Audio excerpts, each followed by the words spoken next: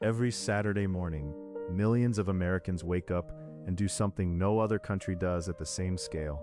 They obsess over a patch of grass. Not a farm, not a garden, just grass.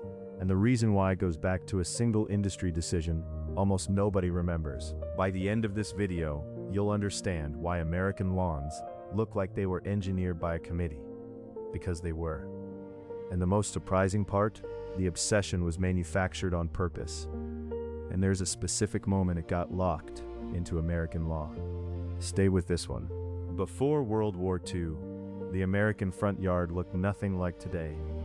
Most working-class homes had dirt patches, vegetable gardens, or wildflowers. The manicured lawn was a luxury only wealthy estates could afford. Places with full-time groundskeepers and English-style manor influences. Then came Levittown. In 1947, developer William Levitt built 17,000 nearly identical homes on Long Island and embedded something radical into every purchase contract. The buyer was legally required to mow their lawn once a week between April and November.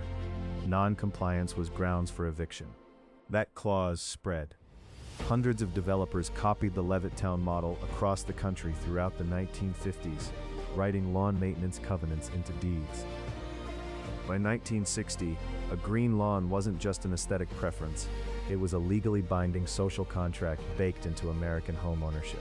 But here's where it gets stranger. The grass itself is not even American.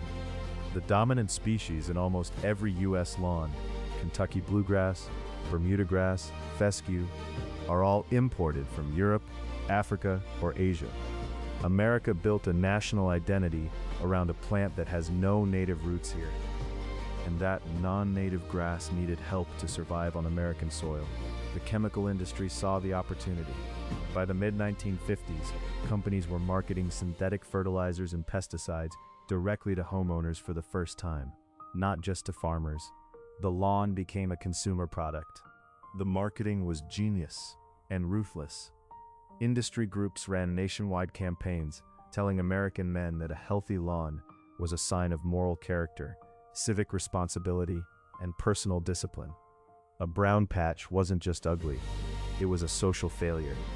Meanwhile, in Europe, none of this happened.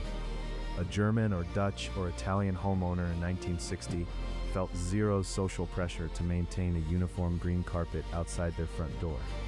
European residential culture prioritized walled private gardens, not public-facing turf. The front lawn as a status display simply didn't exist. The contrast comes down to a fundamental difference in how streets work. American suburbs were built around setbacks, zoning laws requiring homes to sit far back from the street, which created mandatory open space between the house and the sidewalk. That space had to become something. Those setback laws, still on the books in nearly every American municipality in 2026, were originally drafted in the 1920s to separate residential life from industrial noise and density. But what they accidentally created was the mandatory lawn, a byproduct nobody planned for, that became a cultural institution. Then post-war prosperity handed the lawn industry its greatest weapon, the riding lawnmower. By the early 1960s, it was mass-produced and affordable.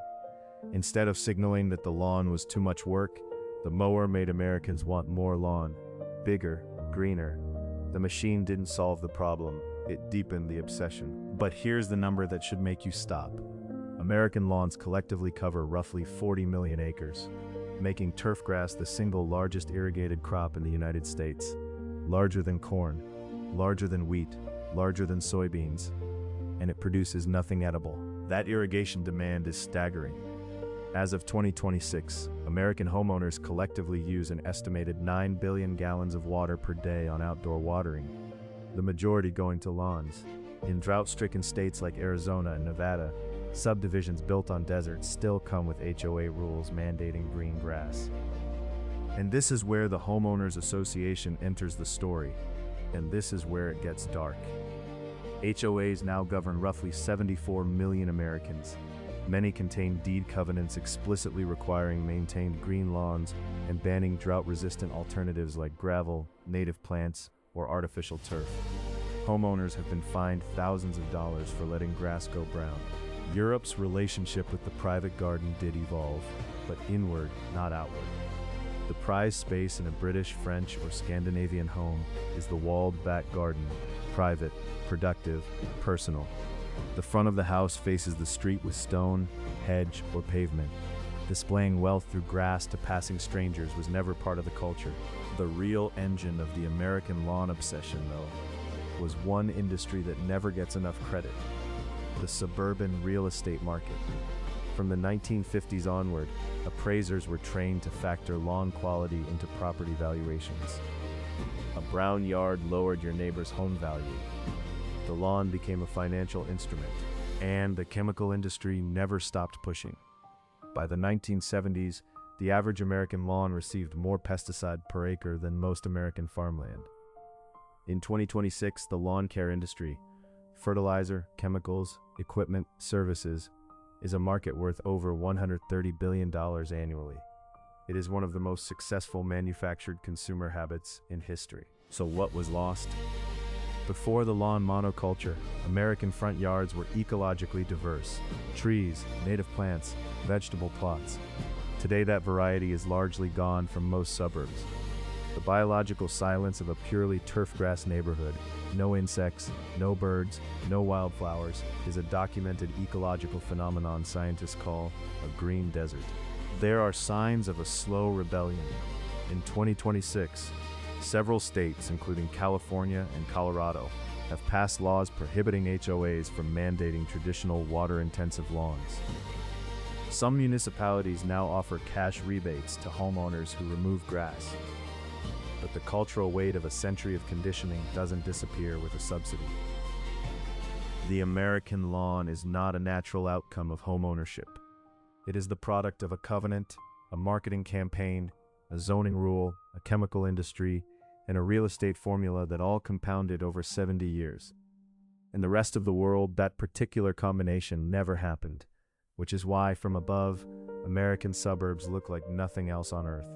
If this made you see something ordinary in a completely different way, subscribe.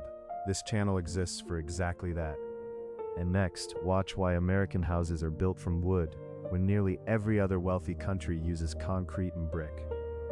The answer involves a lobby, a fire, and a building code nobody challenged for 100 years.